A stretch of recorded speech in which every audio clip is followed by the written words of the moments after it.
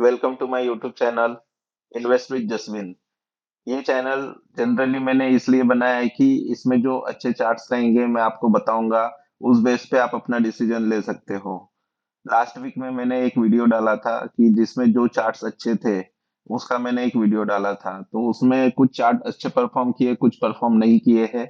लेकिन ऐसा नहीं है कि जब हम चार्ट डालते हैं तो वो हमेशा परफॉर्म करेंगे, या कुछ चार्ट अच्छे परफॉर्म करेंगे और उसमें अच्छा प्रॉफिट भी हुआ है। अगर आईटी स्टॉक देखोगे तो लगभग लास्ट वीक में 6 to 7% चले थे। उसमें से टेक महिंद्रा था, परसिस्टेंट सिस्टम था। ठीक है, तो आप पिछला वाला वीडियो एक बार देख सकते हैं कि कुछ जैसे भारतीय एयरटेल ऊपर गया फिर नीचे आ गया। तो इस वीक में भी हमने कुछ अच्छे चार्ट्स निकाले जो मुझे अच्छे दिख रहे हैं। तो उसमें से कुछ चार्ट्स है। अच्छा, और एक डिस्क्लेमर देना चाहता हूँ, इसमें से काफी स्टॉक मेरे पोर्टफोलियो में भी रह सकते हैं और काफी मतलब कुछ लोगों को मैं रिकमेंड भी करता हूँ तो उसमें भी रह सकते हैं। तो ये मेरे पोर्टफोलियो में भी हो सकता है या किसी के पास भी हो सकता है, तो ये डिस्क्लेमर है। और दूसरा एक चीज है कि आप जो भी मतलब ये चार्ट देखने के बाद अपना डिसीजन खुद ले। मेरा कोई भी बाय और सेल रिकमेंडेशन नहीं है। ठीक है, तो सबसे पहला चार्ट देखते हैं, डिक्सॉन टेक्नोलॉजी। ये देखिए, अभी ये जो चार्ट्स है ना, ये अभी एकदम बढ़िया लेवल पे है। इसमें एक ब्रेकआउट आने के चांसेस है, अच्छा चल चुका है ये एक अभी ट्रेंड लाइन। अगर नेक्स्ट वीक में मतलब मंडे को ये कैसे ओपन होता है उस उसके ऊपर में डिपेंड करता है।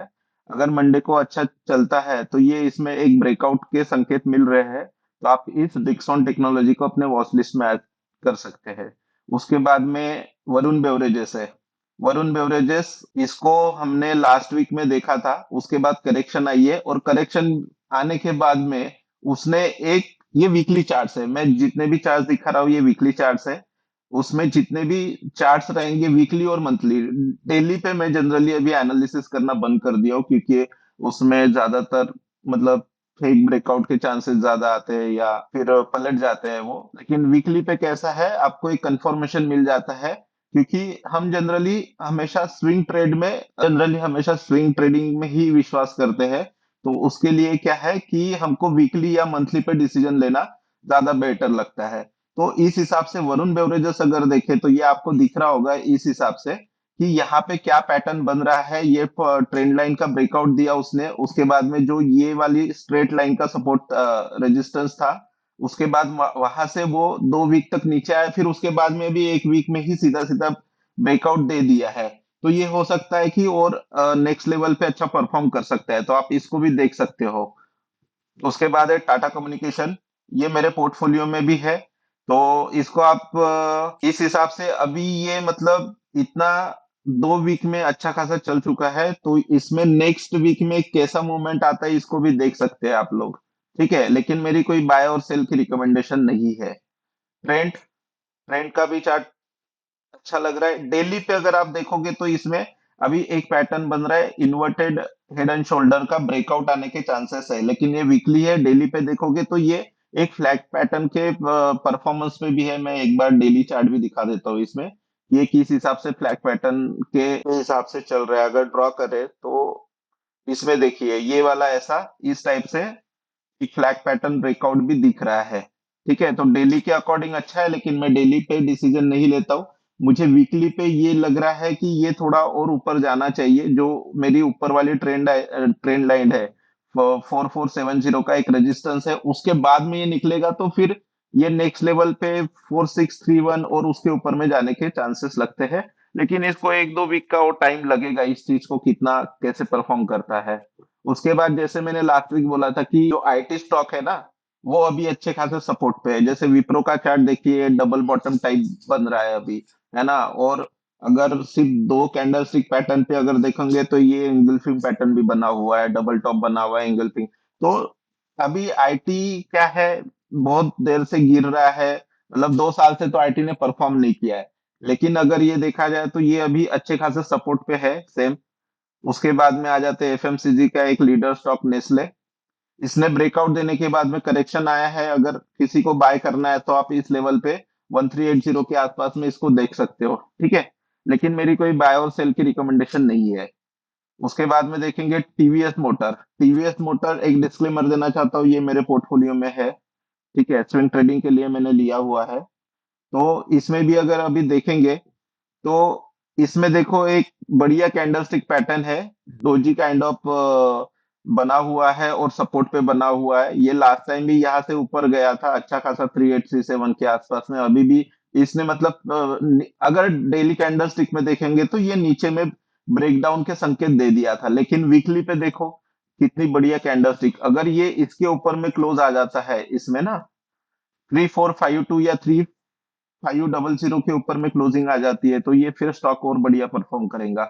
उसके साथ में अदानी इंटरप्राइजेस, अदानी के सारे स्टॉक रिस्की रहते हैं, इसलिए मैं इसमें वैसे भी मैं किसी स्टॉक में बाय और सेल का सलाह नहीं दे रहा हूँ आपको, लेकिन चार्ट के हिसाब से ये मुझे अच्छा लग रहा है, तो आप इसको अपने वॉच लिस्ट में देख सकते हो और आप स्विंग ट्रेडिंग के लिए जो भी आपका डिसीजन है वो ले सकते हो। उसके बाद में पीएसयू स्टॉक अच्छा खासा गिर चुके हैं इस वॉर की वजह से। अभी सारे अगर इसमें मैंने शायद दो तीन पीएसयू निकाले हुए हैं, पीएसयू बैंक स्टॉक, उसमें देखोगे तो एक ही टाइप का पैटर्न बन रहा है। तो मैं स्टॉक को तो लेने की रिकमेंडेशन नहीं दूंगा, उसमें आप पीएसयू ईटीएफ देख सकते हो। आप अपनी क्षमता के अनुसार ही अपना जो भी निवेश है वो उस हिसाब से करें, मतलब ज्यादा ओवर क्वांटिटी या कुछ भी ना ले। इसमें पीएसयू भी रिस्की रहता है, क्योंकि अगर कुछ भी फाइनेंशियली इधर उधर होता है इकोनॉमिकली, तो स्टॉक्स ये ज्यादा अंडर परफॉर्म करते हैं फिर। लेकिन अभी पीएसयू स्टॉक अच्छा खासा गिर चुके हैं और इस हिसाब से, लेकिन ईटीएफ में भी देखो, पीएसयू में, पीएसयू बैंक में जाना है तो ईटीएफ में देखो। ठीक है। उसके बाद में अपोलो हॉस्पिटल, फ्राइडे के सेशन में मैक्स हेल्थ केयर के नतीजे के बाद में अच्छे खासा स्टॉक गिर चुका था मैक्स हेल्थ केयर, उसके बाद में नारायण हृदय, लेकिन ये अपोलो हॉस्पिटल नहीं गिरा। जबकि उन दोनों के रिजल्ट भी अच्छे आए थे, मतलब मैक्स हेल्थ के रिजल्ट अच्छे थे, फिर भी वो स्टॉक 6% गिर चुका था। लेकिन अपोलो हॉस्पिटल के रिजल्ट अच्छे आने के बावजूद ये ऊपर भी गया और गिरा भी नहीं। तो ये अभी का नेक्स्ट स्ट्रॉन्ग स्टॉक हो सकता है। लेकिन दूसरा चीज क्या है इसमें, देखिए ये जो ट्रेंड लाइन मैंने निकाल के रखा है ना, ये हो सकता है कि फिर यहाँ पे लटक जाए। ये हो सकता है, इफ एंड बट वाला चांस है, मतलब होगा नहीं होगा ये तो वक्त ही बताएगा। ठीक है। उसके बाद में लाइफ इंश्योरेंस स्टॉक, जैसे इसका अगर, ये तो अभी वीकली चार्ट है, लेकिन इसका मैं एक बार ना मंथली चार्ट भी दिखा देता हूँ आपको, क्योंकि मंथ के ऊपर में ये भी बहुत अच्छा चार्ट दिख रहा है। इसमें अगर देखेंगे तो एक अच्छी खासी डोजी, एक मतलब इनडिसीजन वाली कैंडल है, उसके बाद में एक ग्रीन कैंडल बन रही है अभी। ठीक है, अभी तो मंथ क्लोज होने का ही है, 4-5 दिन में मंथ क्लोज हो जाएगा, तो इस हिसाब से देखना पड़ेगा कि ये किस हिसाब से जाता है आगे में। लेकिन ये मुझे अच्छा लग रहा है स्टॉक। यहाँ से थोड़ा सा रिस्की हो सकता है, 550 के नीचे में क्लोज होने के बाद में थोड़ा रिस्की हो सकता है, लेकिन अभी ऊपर जाने के लिए इसके पास चांस है, क्योंकि अच्छा खासा गिर चुका है और अभी इसमें रिवर्सल के संकेत मिल रहे हैं। लेकिन कंफर्म रिवर्सल अभी है नहीं है, वो तो वक्त ही बताएगा।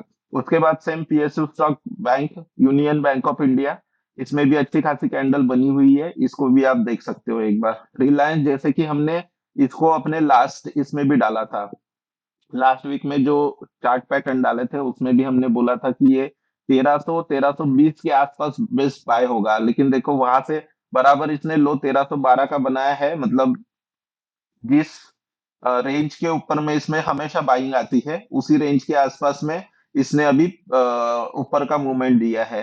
लेकिन ये तो सामने में ही हम कभी बोल नहीं पाएंगे कि ये कहा जाएगा, लेकिन हो सकता है कि यहाँ पे बाइंग करने से आपको थोड़ा सा और प्रॉफिट 1400 की तक जाने के चांसेस है। लेकिन वही डिपेंड करता है कि मार्केट कैसा रहता है, सब मार्केट रिलेटेड स्टॉक है, तो उस हिसाब से ये मूवमेंट करेगा।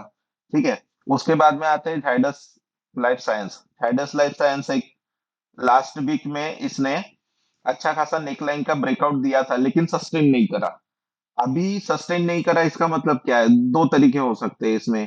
या तो इस वीक में अगर ऊपर जाके, मीन्स 1050 ये लेवल जो है ना, 1060 के ऊपर में अगर क्लोजिंग आती है इस वीक के अंदर में, ठीक है, तो ये फिर हो सकता है कि नया मूवमेंट, नया नया रेंज में फिर जाने की क्षमता रखता है। लेकिन अगर ये रिवर्स हो गया तो फिर मैं नहीं बता सकता, ये तो रिवर्स ही हो जाएगा, क्योंकि यहाँ से ये लास्ट टाइम देखो कितना अच्छा खासा रिवर्सल दिया है। अभी अगर इसमें देखेंगे तो और एक चार्ट पैटर्न बढ़िया बन रहा है, इसमें भी double bottom on weekly basis, है ना। उसका नेकलाइन जो ऊपर वाला रेजिस्टेंस जोन था उसके ऊपर में अगर निकलता है, तो ये मान के चलो कि ये वाला टारगेट जो आपका 1300 का है, ये आने के चांसेस जल्दी बन जाएंगे। हाँ, जल्दी का मतलब ये हो सकता है कि 1 हफ्ता 2 हफ्ता नहीं, लगभग 3 से 6 महीना लग सकता है इसको। ठीक है। टेक महिंद्रा ये भी हमने अपने लास्ट वीक के चार्ट पैटर्न में डाला था। मंडे को सीधा ही ये मेरे हिसाब से 4-5% चल चुका था। मतलब ये नेक्स्ट वीक, लास्ट वीक में आईटी स्टॉक जितने भी है ना, 8 से 10% चल चुके हैं अभी। उसके बाद में थोड़ा सा करेक्शन नीचे में आया, लेकिन यही वही ये जो ट्रेंड लाइन के हिसाब से है ना, ये अच्छा खासा सपोर्ट पे है। इन्वेस्टमेंट के हिसाब से इसको देख सकते हैं। बाकी तो आईटी स्टॉक पिछले 1-1.5 साल से तो नहीं चल रहे, लेकिन फिर भी ये हो सकता है कि इनकी डिविडेंड यील्ड अच्छी है। अगर मतलब इन्वेस्ट करते भी हो तो आपको 4-5% का डिविडेंड यील्ड मिलते रहेगा। लेकिन वही है, मेरी कोई रिकमेंडेशन नहीं है इसमें। ठीक है, आप अपने हिसाब से देखिए, आप अपने फाइनेंशियल सलाहकार से ही सलाह लें। उसके बाद में CG power and Indus CG power ये देखिए, अभी एक ऐसे लेवल पे है जो इसका लास्ट में 2024 में 14 अक्टूबर 2024 का जो हाई था, उसके बाद इसने डीप करेक्शन दिया, अभी भी सेम उसी लेवल पे है। तो इस वीक में इसमें पता चल जाएगा हमको। मैंने इसको इसलिए निकाला, ब्रेकआउट तो हुआ नहीं है, लेकिन on the verge of the breakout है। तो हो सकता है कि ये हो सकता है इस वीक में निकले। लेकिन अगर पावर स्टोरी, अभी जैसे इस लास्ट 2 महीने में पावर स्टॉक अच्छे खासे चल चुके हैं, अगर इनको कूल ऑफ होना होगा तो ये हो सकता है कि फिर ठीक ब्रेकआउट देके फिर कूल ऑफ हो जाए। ठीक है, तो एक बार अपने वॉच लिस्ट में रख के ध्यान दे सकते हो। ग्रासिम ग्रासिम इंडस्ट्री में बहुत टाइम से ट्रैक करता हूँ, इसमें मेरे बहुत सारे ट्रेड भी हो चुके हैं। लेकिन अभी ट्रेड मतलब स्विंग ट्रेडिंग, ठीक है, मैं इंट्राडे वगैरह नहीं करता हूँ, तो स्विंग ट्रेडिंग अच्छे खासे हो चुके हैं। तो बार बार ये लेवल, अभी इस बार इसने ब्रेकआउट दे दिया है। लास्ट वीक में हमने यहाँ से मुझे लगा था कि रिवर्सल होगा, लेकिन उसके बाद में ये निकल चुका है। अभी अगर इसको बाय करना है तो इस सपोर्ट के आसपास में ही बाय करना बनता है। मतलब 3,000 के आसपास अगर मिलता है तो एक स्विंग ट्रेडिंग के लिए फिर आप ऊपर के साइड पे देख सकते हो कि किस हिसाब से परफॉर्म करते हैं। ठीक है। उसके बाद में आएंगे अपन बीईएल इस ट्रेंड लाइन के सपोर्ट सपोर्ट लेवल पे है। ठीक है, तो इसीलिए मैंने इसको डाला है कि ये सपोर्ट लेवल पे है। देखो, मेरे लिए कभी ब्रेकआउट मेरे लिए ज्यादा काम नहीं करता है। मतलब मेरे जितने भी स्विंग ट्रेड अगर मैं ब्रेकआउट पे लेता हूँ तो जनरली फंस जाता हूँ। बट लेकिन सपोर्ट पे हर किसी का अपना अपना स्टाइल होता है। किसी का सपोर्ट में लेना उसके लिए काम करता है, किसी को ब्रेकआउट पे लेना उसके लिए काम करता है। मेरे लिए ऑलमोस्ट केस में सपोर्ट पे लेना काम करता है, इसलिए मैं सपोर्ट और रेजिस्टेंस के साथ में ही काम करता हूँ। ठीक है। उसके बाद में सेम एज इट इज एक और आईटी स्टॉक है, परसिस्टेंट सिस्टम। ये भी लास्ट वीक में लगभग 4691 से सीधा 5163 के गया था। ठीक है, तो अभी भी आप इसको देख सकते हो कि इस वीक में, क्योंकि ये सारे स्टॉक है ना, आईटी जितने भी स्टॉक्स है, मंथली मंथली पे अच्छा खासा ये अभी चार्ट पैटर्न जो भी बोलो, कैंडलस्टिक पैटर्न, ये अच्छा खासा बना रहे हैं। मतलब डाउनसाइड रिस्क हम कम है, अपसाइड में ज्यादा जा सकता है, लेकिन वही है, आईटी आईटी ये सबसे ज्यादा रिस्की बेट हो भी सकता है या प्रॉफिटेबल बेट हो भी सकता है। आप अपने हिसाब से इसको देख सकते हो, क्योंकि इन लोगों का जैसे ये तो खैर, ये तो मिड कैप है, ये तो ज्यादा डिविडेंड देता नहीं है। लेकिन जैसे विप्रो देखोगे, आप टीसीएस देखोगे, टेक महिंद्रा देखोगे, एचसीएल देखोगे, तो ये 3 से लेके 5% के बीच में डिविडेंड देता है। तो अगर आपने लेके रखा है या आपके पोर्टफोलियो में है भी, तो आप इसका मतलब ये नहीं है कि अगर ये नहीं चला तो आपको डिविडेंड तो आते रहेगा, मतलब कुछ ना कुछ पैसा तो आते रहेगा। तो इस वीक में ये जितने भी स्टॉक है, ये चार्ट्स पे अच्छे दिख रहे हैं।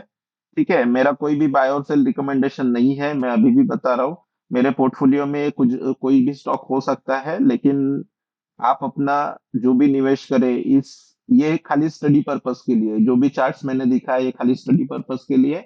आप अपना निवेश अपने अनुसार या अपने वित्तीय सलाहकार से पूछ के ही ले।